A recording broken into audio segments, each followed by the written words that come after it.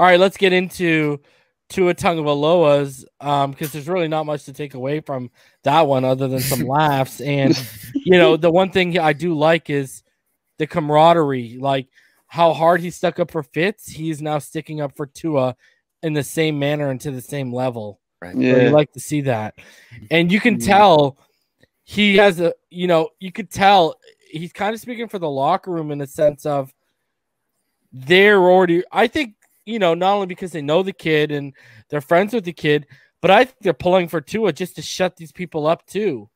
Absolutely. So not only will it stop the line of questioning, but they're probably just like us thinking this kid's getting way too unfair of a rap. I mean, he brought up how he only has played 9 games and people were calling for him. Guess what, guys? Mike Gesicki's calling out all you casuals. Uh-oh.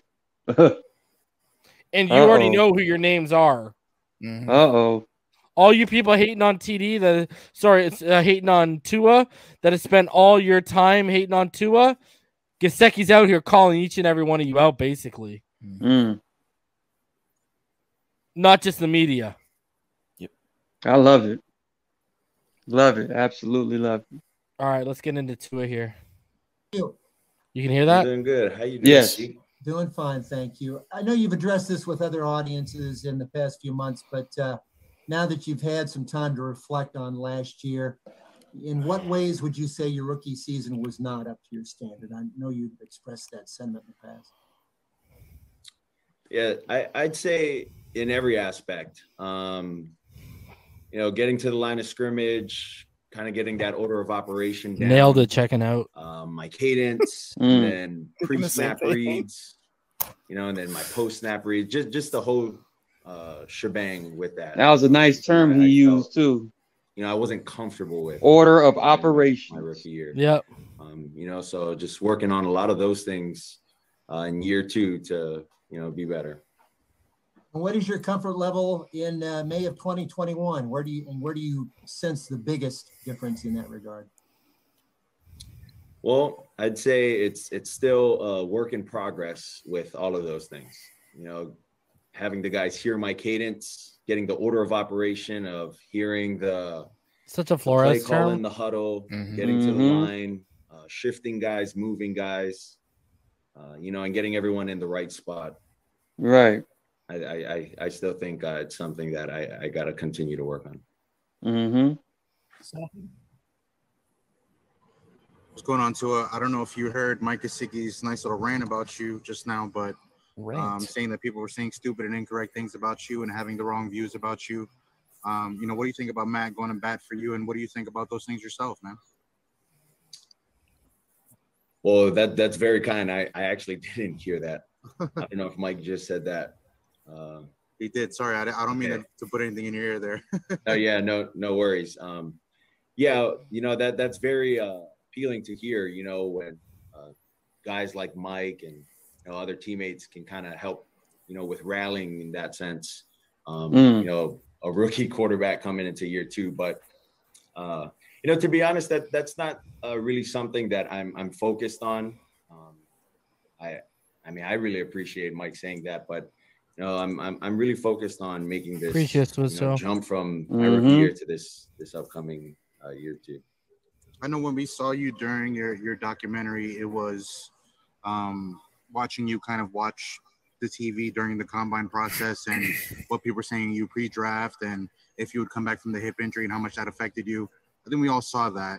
How has this offseason kind of been from you for doubts after your rookie season and trade rumors and things like that? Really, my focus is just continuing to work on those things that I couldn't work on last year. It's getting stronger, kind of bettering myself, like I said, with things off the field. And then strength training and conditioning looks a lot different this year than it did last year. More, be able to move. Hey, run, Tua talking his shit, but he's being very humble. He's being very humble right now. Get some throws in with guys. Common sense shit, man. Hey, Tua, good to see you. That was actually what I was going to ask you about. You have clearly worked out a lot more since the season ended than I have. I have not worked out at all.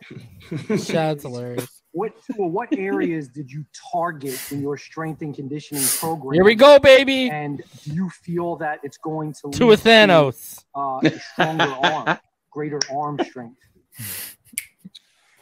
I wouldn't say that I focused on just one specific part. I would say it was full body. I wanted to get stronger with my upper body, my shoulders, triceps, biceps, my core. And then very important. I guess you could say that the focus, if we had leg day would really be the glutes to kind of help support the hip. Very important. Think my hip feels 10 times better than 10 it did last year. And, the confidence level for myself, I feel really confident coming into this second year. End of story. After that injury 2 years ago. All right. So Kevin Dern, who you guys know I've had up here from Dolphins Talk, he messaged me and he saw the clip that I posted when we had Chris up here, the exercise psychologist, when he talked about it's all about Tua getting that confidence back, getting aligned mentally and physically on the same page. Yep. And he right there says, after he says his hip is 10 times better than last year, he talks about how confident he is now this year. Mm-hmm. And what was one of the things I stressed? I stressed he didn't show confidence in his offensive line, his receivers, and his body. Did I not? That's what I was saying all year. And now you can check one of those off. He has just basically told you he's now confident in his body and where he's at physically. Now, he's talking about how he's working on the glutes, his core, et cetera, et cetera. I always tell people the throwing motion, it's kinetic energy. It starts all the way from your toes all the way up full to the tip of your fingers. Okay. Absolutely. It's all kinetic energy. Martin, can you talk a little bit more about how now we always talked about how the things Burrow was able to do last offseason, working out with the Palmers, Hushmanzada, Herbert working on his game, taking dropbacks from under center to crispen his stuff up. Now you got Tua basically saying he's working on the stuff he couldn't work on last year, getting physically ready and basically enhancing himself body-wise. Can you just talk about how important that is, Martin, considering, you played at Florida A&M and how important that is? Yes, and him mentioning the core specifically is what highlights all of what you need to highlight in strength and conditioning. The core of the quarterback, from your abs to your lower back to your glutes, all the way to your shoulders, everything about your core, once it's completely rocked up and ready for explosion, that's when, from the drop back to the stepping up into the pocket to exploding through a pass, that's when it becomes clockwork, when your core is absolutely in its proper shape. Drew Brees, whatever people want to say about Drew Brees, where his ranking is as far as one of the greatest quarterbacks of all time, if you look at some of his workouts in the offseason, bro, Drew Brees is one of the most hardcore workout warriors of the offseason, and he highlights his core as his number one attribute of gaining strength during the offseason. For Tua to mention that's one of his main things he was working on, I'm just saying, okay, that's a big check, and his body is going to respond the way I believe it will respond, and we're going to see more of the 2018, 2019 Tua instead of the high school body he had to work with his rookie year in the NFL. So this is gems right here, fellas. I'm loving what Tua's talking about right now. Yep. Yo, Chris, I'm gonna let you go, Reason. Chris, I see you're in the comments. Go check your Gmail right now. I want to get you up here and get your thoughts on that, what he's talking about with his body right now. Ryan, I'll go ahead. I just think it's end of story. I think whatever debate people had, whatever opinion they had, and whatever narrative they had last year, it has been proven false. It's been proven wrong. When someone sat here on YouTube and said he was healthy, so that means he's healthy, 100% healthy. You can shove it where the sun don't shine, bro. He just exposed it, okay? It's called being a team player. It's called being respectful to the team that drafted you. You give your full effort for the team. It's called being a leader, and that's what Tua did last year, and that's why players around him love him, Armando. So you can spin your narratives as much as you want. Tua's going to keep it real, answer your questions honestly, never hold back, and be honest as much as he can, and he just exposed all of you. And you take advantage – you take advantage of him, and I hope one day he wises up and uses that against them, because he is too nice to these people as far as I'm concerned, and he needs to get over that and be more real and be more guarded. Hey, Chris. Hey, Chris, I actually just saw your reply email right now when I went and emailed you that thing, so I'll hit you back up regarding all that. But, yo, give us some thoughts on what he just said in terms of his workout, his body, because again, you worked with professional athletes that their job predicates on the throwing motion. So what does this just tell you about where he's at physically and what people can look forward to? Well, we have a limited amount of video. We get our, here and there's of, 30-second, 2-minute clips, whatever. Like I said in the email, the fact that almost, I don't know, out of like the 8 or 10 we've seen video clips, 5 or 6 of them have been nothing but lower body drills.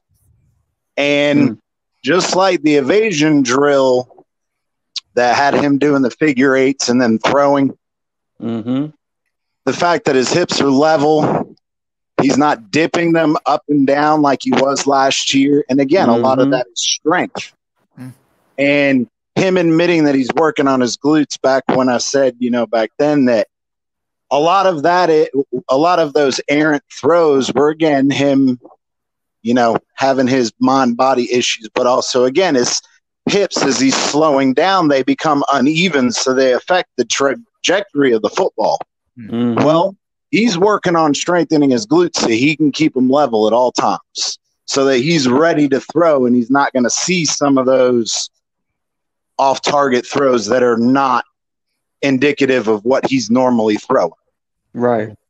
Cocked and loaded. And pause. The fact that he said it and not admitting like it's a bad thing, but he's admitting, hey, this is what we saw. The fact that he's able, him and his team, whoever it is, Nick Hicks and all that, that they addressed it. They've seen it. They know what the issue was, and they're addressing it. And that's kind of his way of, at least in my opinion, of telling people, please shut up. I'm working. Leave me be, and you'll see what happens next year. But, of course, he's going to be humble, and he's going to be nice about it. But that's kind of his dig is, look, this is what I'm doing. Can you please just shut up about it now? Yeah. 100%. One thing that I don't really think often that they're going to share the type of details that he did about workouts and whatever. That's just not typical. So I kind of feel like that was him going out of his way to address that with other people, if that makes sense. And the one thing you talked about way back when you first came on here was the confidence, and we talked about him showing a lack of confidence in his body. That's why I think it's really key for him to now come out and say straight up, I'm confident in my body again, basically. 10 times. Yeah, and that's sorry. Yeah, sorry, and that's Chris. No, you're fine. And that's another key point is, again, that we talked about is having that confidence, but also not having that mental block. And once he had time to come in and play, and my personal opinion is they didn't really want him to play, but they were like, look, here's what we have with Fitz. Here's what Tua is doing. I like what he's doing in practice. Let's get him some experience. Yes. Is he going to be perfect? No, his body's not perfect. But I'd rather go with him and give him the experience than go with Fitz, we don't know what we're going to get this time. Nick Hicks said something interesting on the Miami on the Rocks podcast. I want to get your thoughts on this when I played that clip. He said, because it was down to the day, it was 351 days removed from the injury when Tua took his first start. He said most normal people wouldn't even be able to run by that point. From your experience, is that probably a true statement? Yes. Well, like I said back when, is the most common cause of that type of injury is through car crashes. Yes. And that's when, the front of the car is impacted and their legs get, pushed backward into their body and bust out the posterior wall of their hip. That's the most common cause. But again, would I say that most people wouldn't be able to walk? I think that's a bit of a stretch. Do I think they'd ever be able to run and be physically active? Probably not. Wow. But that doesn't mean that they wouldn't be able to get around per se. But I get his overall point because I watched it. His overall point is a normal person wouldn't be the same. Yeah. So you can't expect him 351 days removed from this type of injury to be the same that he was before the injury. Right. It's not going to happen. But that doesn't mean that he's not going to continue to improve and get to that level and surpass the level he was at. No, but you can't expect that 351 days later. That's not reasonable and that's not logical. Precisely. All right, let's keep it rolling here for Tua's interview. We'll get you guys' thoughts. We'll stop at certain points again. Adam? Yeah, I was going to ask you about how you were physically last year. I know during the season you wouldn't want to disclose too much, but do you feel like you might have been a little early getting back onto the field, and having the full year plus now has been to your advantage? What's coming, Rhino? I upgraded myself. Natural oils, baby. So What's up? I've seen this one. You're not going to see any more of it either. Well, as I said before, you never know you're ready until you actually go out there and kind of showcase, that you're ready. I don't think the Dolphins organization would have let me go out there without the medical staff clearing me too, without them thinking, if I would be of, someone that could be injured if I went out there, they wouldn't let me go out there. So, if you're ready, you never know off of injuries. You just got to go in there and you just got to go and try and play fast. I guess the better way to put it is this: were there limitations? Not that you were putting yourself at risk, but you weren't the real Tua last year. Well, I think that brings up a lot of ifs and and buts. What happened last year? Polite way of saying yes, there was. That's what my rookie year looked like. It wasn't what I expected. So that's why I've been working really hard this offseason to, help our team to get bricked up this year too for me, but this upcoming season. Looking like the thing. Mike. Hey, Tua, good to see you. Good afternoon.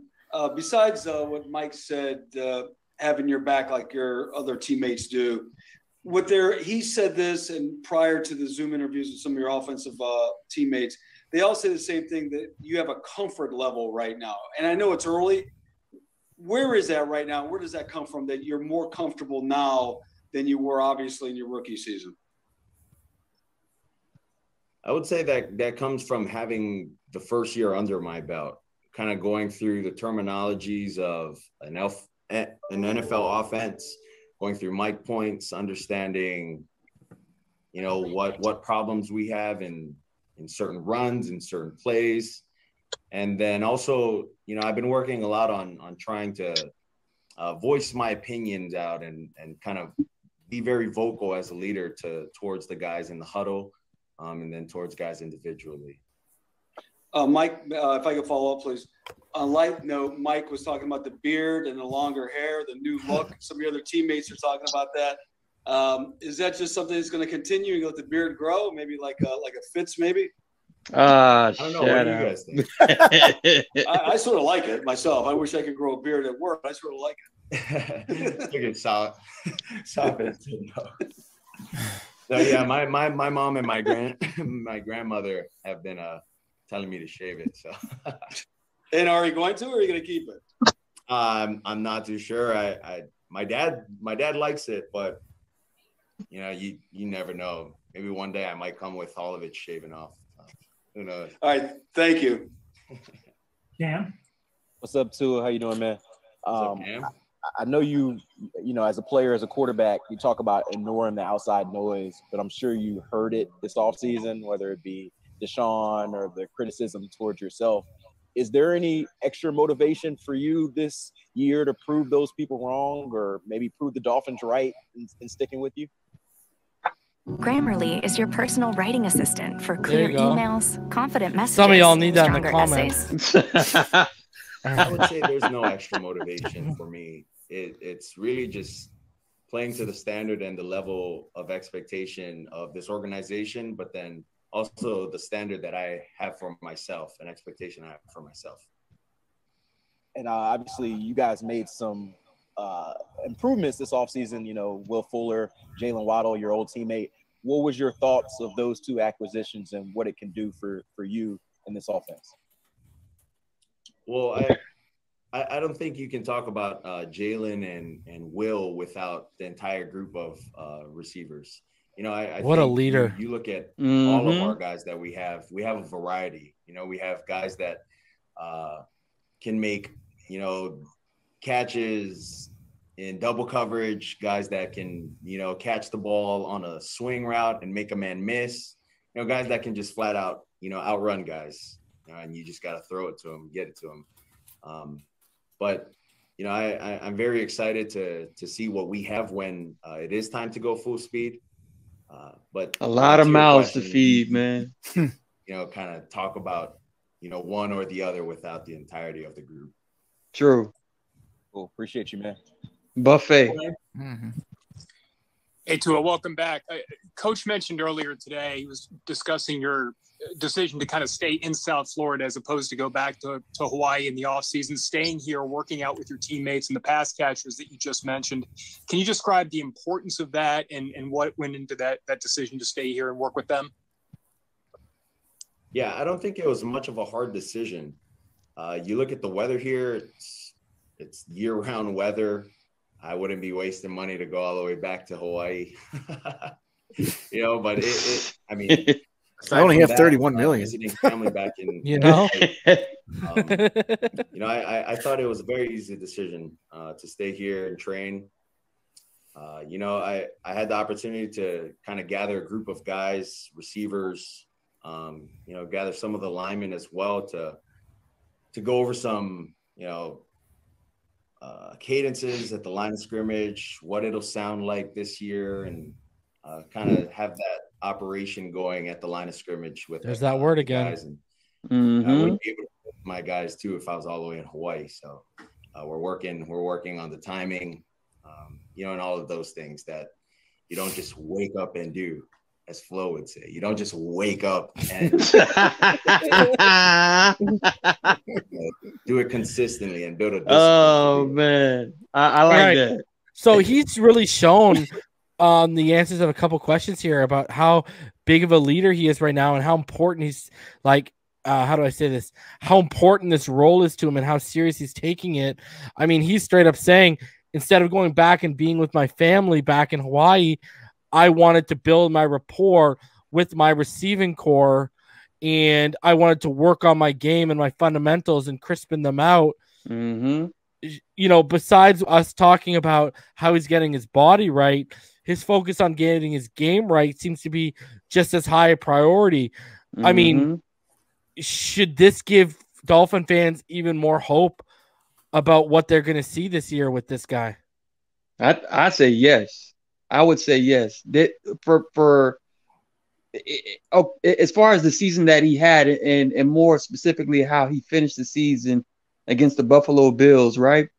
He could have taken that route, gone home, and soak and be in the presence of people that will, you know, pat him on the back and say, hey, you know, Better luck next time. More than likely, he took this route to say, you know what? Nah, I'm gonna stay here. I'm gonna grind. I'm not gonna go to the pity party. I'm gonna, work my way into what I know I can be, and I'm gonna come back even stronger next year. That's what I'm taking from him saying he wasn't going back to Hawaii this offseason. It was all about getting better. And he took this as football is a year-round thing. So look, I'm loving the mindset already, man. He's setting the tone. Can I just say this? Can we just look at the size of this man's traps? Yeah. Yeah. Real. He looks 225 easily. Like 230. Is that a towel under there or something? I don't. Nah, man. Bro? That's him, bro.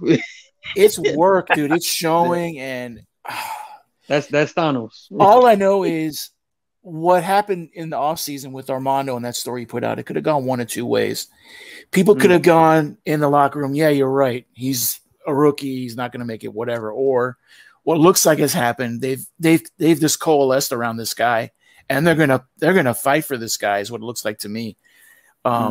So maybe that horrible thing that happened during offseason with Armando might actually turn out to be what might have pulled the team together even more than they might not have. And they all just seem hella confident to me, man. That's all I got to say about that. Like, I got to ask you guys this, and Chris might know the answer to this because you guys are down in the warm weather. I'm not. I would wear hoodies starting in October out here when fall hits. He's out there wearing hoodies in May, and I'm pretty sure you're going to see it go into June and July here. Like, there's got to be something behind this because he wasn't doing this last year. There's no way in June. I have a feeling, bro, that this guy is trying to either, I don't know what he's trying to burn calories at a ridiculous rate. I don't know what's going on with this hoodie thing. I mean, it can be one or two different things. I mean, yeah, you can, like you said, reason. If you're wearing the hoodie, you're sweating more, you're just burning more calories, which is fine and dandy. But I don't know if him already being in the shape he is, I don't think he's necessarily trying to lose weight. It may just be a heat acclimation thing and saying, you know what, hey, I'm going to make myself hot. I'm going to make myself tired so that when we're playing those Sunday 1 p.m. games, that 100-degree sun or 95-degree sun with a hoodie on versus 95 degrees with the jersey on, it's going to be much more comfortable. Reggie says his trainer said on Twitter it was a light hoodie to keep the sun off of him. I don't know. This is a Hawaiian boy that's grown up with that vitamin D banging down on his skin. I don't know, man. Right. Surf's up. It could be. It could be just a fashion statement or something. But what you said makes what you said, Chris, makes a lot of sense. Makes a ton of sense. About him, but I don't know if that's what he's doing. That's what I'm saying. I mean, it could be. For someone theorizing, that makes a lot of sense if you think about it. Getting your body acclimated to overheating by overheating. Correct. That kind of does make sense if you actually do think about it. So, I mean, even if you're throwing shit on a wall hoping it sticks, that's a pretty good thought. You know what I mean? So, I was gonna say he's bailing until it's time to take out the muscles. Yeah, that's what like Johnny too, eh? Johnny Bravo. I just can't get over the size my hair real fast. Those traps, man. Those traps are big. Those are some big traps. My thing. Go ahead. No, I was gonna say something foolish. Like he just looks 225, 230. Like he's solid. Yeah. Well, I want to get back to the question you were talking about, Reason. And I agree. That I think he's taking this as a job. This is a 365. This is my life. This is my job. Because he admitted, even Nick admitted that he didn't train in college year round. Yeah, most college kids don't. They're out doing, being with their family, friends, having fun, whatever. But now this is his job. You're a professional. And of course he wants to go see his family and all that. But like you said, his decision to stay here, grind, it's that professional mentality. And again, where did he learn that from? I don't know. Maybe Fitz was savvy enough to give him some really good pointers. But As long as it's not the gunslinging, just chuck and pray. Yeah. Mm-hmm. Oh, the Brett Favre days. All right, let's keep it going. We got about 5 minutes left in this, and let's get through that. Mm-hmm. Hal? Oh, Hi, Hal. Tua. Oh, God. I was interested in hearing My you guy. describing all the difficulties you went through last year and what made you uncomfortable. You know what? I just want to say, I'm just waiting for the one time you hear Brett, the host of this, go Hal, and it switches to his audio, and you hear clear. Like, I'm just waiting for that moment, bro. I am, bro. Oh my God. The whole shebang. Given that you've been playing quarterback for as long as you have, man. why do you think that was? Do you think it's just attributed to the hip, or Oh, is this were where there other this is factors? it, Rhino, isn't it? Why was that? Mm-hmm. Well, it's the NFL. It's the NFL. I can't remember. Somebody said that I said the NFL is easy, which is not what I said. I kind of swayed it to our coaches help, getting the defense into whatever looks that they're gonna run. They help us, on the offensive side, make it easier for us so that we see the looks and we know what's coming, which obviously is going to be different every game. But yeah, it's the NFL. You never know what you're going to expect. All right, we've got time for two more. We'll go to Travis and then Omar. Hey, Tua, good to see you and talk to you again, man. You've talked about the conditioning and the workouts this offseason. We've seen the videos and the photos and stuff.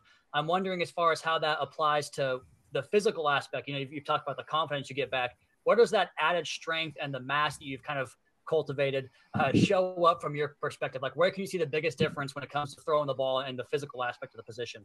Hasfana. Oh, no. Oh, man, I'd say I can feel it. That's one thing. When she's half your age and you can't get it up. Also from I can see the difference.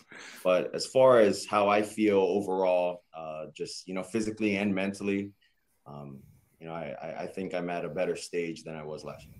Was that something that you kind of thought about when you tried to really, get your motion into the throw and drive the football? Was it kind of in the back of your mind, or is it something that's been removed this year?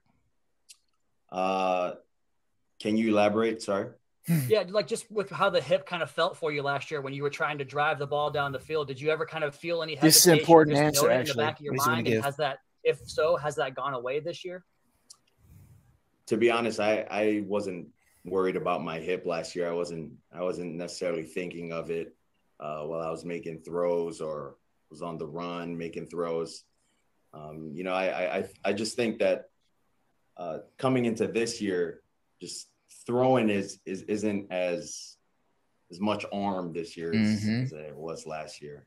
Wow. Kind of everything, using my legs, wow, using my core, and then the arms just following. Exactly. Very similar to golf. Wow. Yeah.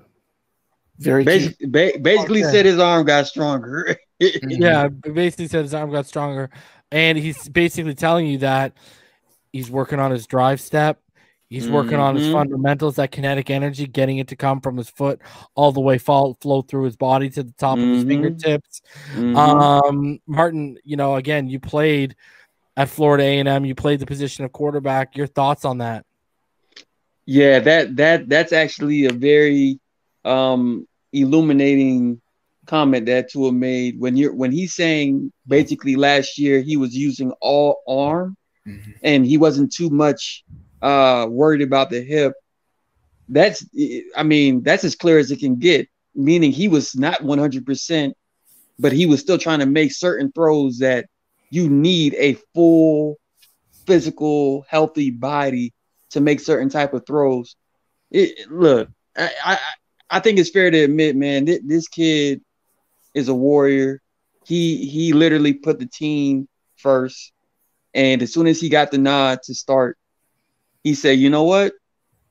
I know I'm not gonna look good in certain spots, but let's ride." And he put his helmet on, bro. Look, right now he's basically saying, a year later, I'm a different quarterback now, or I'm almost back to where I know I'm going to be confident to make certain throws that I couldn't make last year. And Man, that's huge. That's huge. I just think he meant that he wasn't worried about hurting his hip, but he knew his overall body wasn't ready to be at the top of his game. That's the way I took it.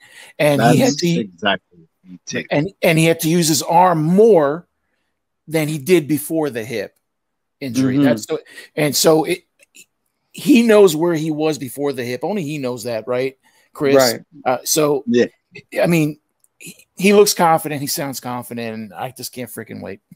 What are your thoughts, Chris, on what he just said? Like I said, I agree with Rhino. He's, I think, doing the media dance, and I'm not going to give fuel to the fire and sit here and say, yeah, I was thinking. No. Do I think he was, he's getting rushed? Oh, my God, they're going to hit me in the hip. No. But he's also saying, all right, I'm going to turn this way and throw, and this guy's this far away. So you know what? I'm just going to run instead. Does that mean he was thinking about his hip? No. But that's still something that, again, like I said before, that's in the back of your mind. It's not even necessarily something you consciously think about. Right. Your body will tense up without, you recognizing it. Why? Because your body muscle guards itself. That's just what it's nature. Yes. And, but again, do I think it was overly bothering him? No. But he had also admitted, yeah, my hips weren't right. My strength wasn't there. Yeah, I can physically do this, but I'm not at football strength at my peak, ready to play. But again, saying I'm using more of my arm, yeah, he knows that he wasn't 100%. But like Damien said it with him just strapping it on and going out there. I'm gonna do the best for the team, and I'm gonna give it what I got. Rhino, was the next question the one where he puts where you got to read between the lines? The next one is from Omar, I think so. Is that the Gailey one we want to break down? I believe so. Yeah. Okay. I believe so. Let's get into it because we only got 2 minutes left, so it's got to be. Last one, Omar. Tua, I just want you to know I'm Team Beard. And I know my brother Tua is as well. We want to keep you in the family here. But in terms of chemistry with your weaponry, that was something that a lot of people felt like wasn't there late in the season last year. And I know a lot of injuries played a part in that. How much do you feel that can help you improve from a performance standpoint? Well, I think last year for me, last year wasn't, I wasn't as comfortable just in general. I wasn't comfortable calling plays. I think the guys that we had last year were phenomenal. I just didn't have such a nice guy comfortability of kind of checking plays, alerting plays, and doing that. I just rode with the play, even if I knew it in a way that it wasn't going to work. I was going to. Okay, I got to stop right there. He literally just says, we're talking about his alerts and his checks. And he's literally just says, I was rolling with the play, even though if I knew it wasn't going to work. Now, you go back to last year, Rhino. What did he say in regards to the offense and Gailey not being on the same page? You remember that? He basically said I'm paraphrasing, obviously, because I don't remember. He said before the game, they struggled to get on the same page. Is basically his implication. Right there, he's telling you he's not in a position to basically check. He's not in a position because he doesn't know the playbook well enough to check out of plays that he thinks he's going to work. So even though he knew the play calling was, let's call it what it is, porous at times. Papua. He wasn't going to check out of it because he wasn't at a stage with the playbook that he felt comfortable checking out of it. No? Mm-hmm. I can just see when they called the bubble screen in Buffalo at the 5-yard line, and he's going, did he just call a bubble screen for the red? Okay. I mean, it's mind-blowing, really. Martin, can you talk about this? Because this, again, you played the position at Florida A&M. You know what the deal is. I played up here in Canada. Like, when you don't have the confidence of the plays that are coming through and you're not on the same page as your coordinator, you've openly admitted that he said not just him last year, he said the offense, right? So he's talking about offensive players as well. So he must have been not the only one who said, "Oh crap, this ain't gonna work," right? Right. So can you just talk about how, let alone he's a rookie, how much that hinders a quarterback's ability to basically execute a play to its full potential and at his own full potential? I think that generally affects you, not only with confidence, but just overall, like why aren't you on my side right now? You know what I mean? When he's basically saying, you're calling plays that we know is not going to work, and we're sitting down, we're talking to you before the game, during the week, saying, look, coach, we feel like these are going to be the plays we should probably execute this week. We need to practice this more. But I believe Gayle was more concerned about Tua mastering the basics, because obviously every playbook, like Coach Stutesville said, it's a living document, right? Yeah. So you're literally building blocks every single week. So I believe once Tua got into the starting lineup, Gayle did not want to jump the gun, so to speak. That he wanted Tua to really, learn the basics before, bringing out the same game plan that he already had tailor made for Ryan Fitzpatrick. So I believe there was some frustration with Tua saying, look, coach, I understand you want me to grow, from the ground up into your playbook. However, I don't know your playbook that well enough to just say I'm going to do this when I know the other play is going to work better. It's literally a tug of war when it comes to that situation, when it comes to the OC and the quarterback, because the quarterback is the one that's out there. You know what I mean? He's the one seeing everything. So this is a classic case of the OC not being the coach that you need, that to have your back and say, I'll do it for you. And Martin, how many times did we see Fitz check out of the original play? All the time. You saw it all the time. Yeah. Here's another thing, guys. Was Tua even given the ability to check out or audible? That's my point. That's my point. Because That's why Gailey's wrong. if he admits himself, I'm not fully comfortable with the playbook,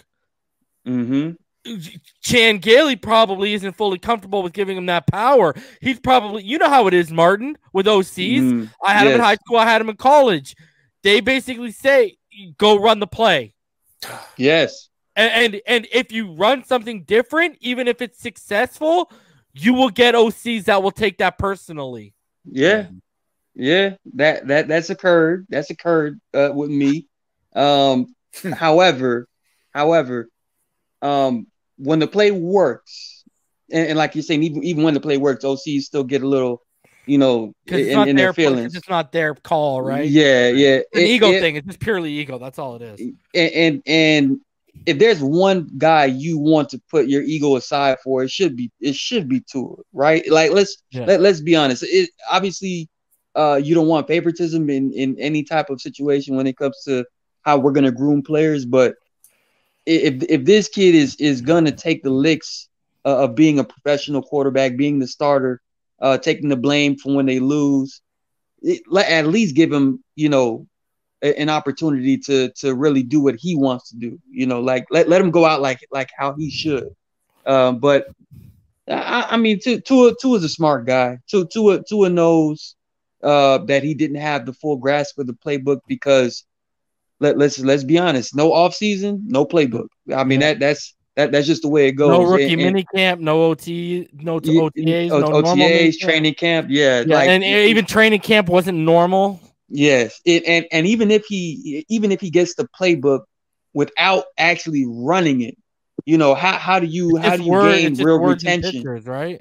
Yeah, right. Yeah. You need to gain a retention on the field, because the field is a lot different than a paper with drawings on them. You know what I mean? So, I mean, he was a step behind pretty much the entire time he was the starter, and it's just unfortunate that that Gailey, didn't want to stick his neck out there for the rookie and really take ownership of, you know what, it was on me. It was on me. He never really took that stance, and I think that's one of the biggest reasons why it was best for us to move off of Gailey, just because you're a veteran coach. You have to stick it out for the kid, but it's all good.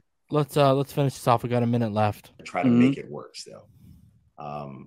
But the firepower that we have this year, I mean, it's good, but you got to get it out to them too. You're able to protect yourself and then get it out to them, have them make plays, then you'll be good. So you're saying that there were instances last year where you were executing plays you didn't feel comfortable with, and you didn't feel comfortable checking into other plays, checking out of those plays into other plays.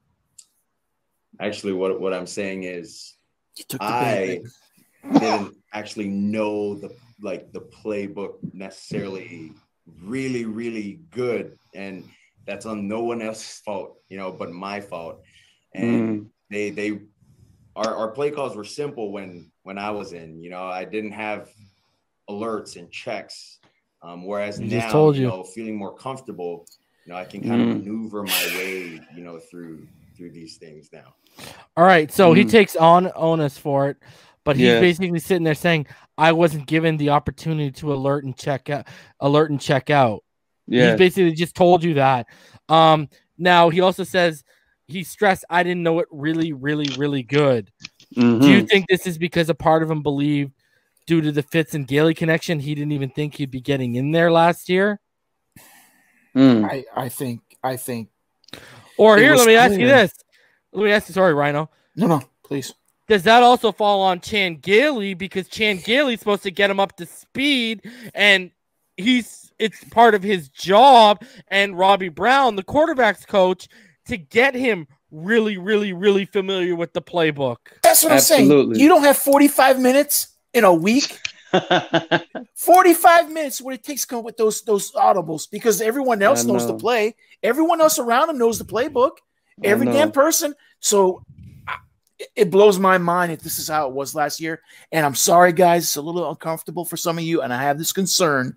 Why didn't Flo know about this?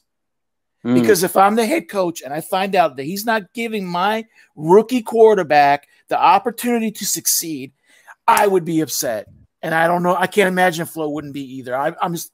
I hope he's learned from the things that happened in the past. I just hope he has, and we can move on and have success on offense. But it seems like it was a bad situation last year for a lot of people on offense. And I'm pretty sure Stutesville and Gotzi are aware of the dilemma that Tua had with Gailey, and I'm pretty sure that they're on all their P's and Q's on answering the questions that Tua essentially had when he was struggling to just figure things out. They have a plan in place, and Tua has a plan in place now. As far as he kept reiterating this, the operations, right? The order of operations. Yeah, that is so vital and key to a successful play in the NFL, especially at the quarterback position.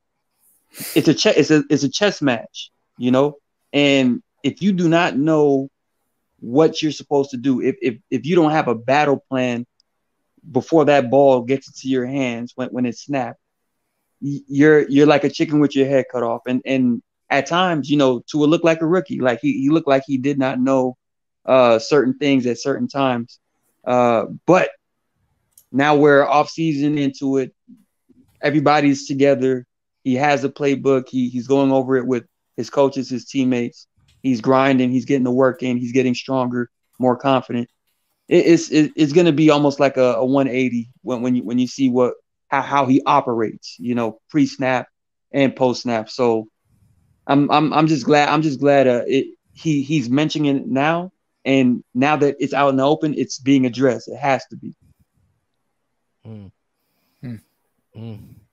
All right, guys. I mean, it's very telling. I mean, I just I asked this question last summer during training camp. I said to everyone, I asked two questions. I said, 1, name a team that Chan Gailey has taken deep into the playoffs as an offensive coordinator. And I asked, number 2, name a young quarterback that he's developed and groomed into a star in the NFL. And you couldn't answer either one because there were no answers for either one. And this just goes to show, I've talked about it all the time, Gailey kept highlighting every time on the Zoom sessions about how he came back for Fitz. If it wasn't for Fitz, he wouldn't have been back here. I truly think, this I go back to when the announcement came that Tua came over. This is why Chan Gailey was not notified and didn't sit on the meeting, because he was too invested personally in one player. And I really think he had no interest in developing Tua. I think it was, let's see what I can do with Fitz on this year.